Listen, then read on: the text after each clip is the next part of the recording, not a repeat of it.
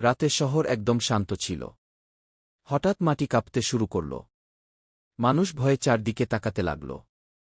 সেই সময় রাস্তার মাঝখানে দাঁড়িয়ে ছিল শক্তিশালী হক। হক চারদিকে তাকিয়ে বলল, কে এত শক্তিশালী? হঠাৎ দূরে আগুনের মতো লাল আলো দেখা গেল। সেই আগুনের আলো থেকে বের হয়ে এলো ভয়ঙ্কর রেড হক।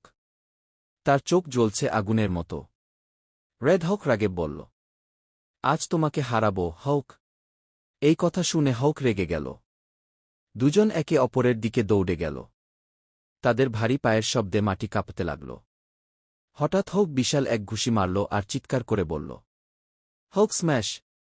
কিন্তু রেড হক সেই আঘাত থামিয়ে দিল। তারপর সে আগুনের মতো শক্তি ছাড়ল। চারদিকে ধোঁয়া আর বিস্ফোরণ শুরু হয়ে গেল। হক আরও রেগে গেল। সে মাটিতে জোরে আঘাত করল। মাটি ফেটে বড় ঢেউ উঠল আর রেড হক পিছনে ছিটকে পড়ল।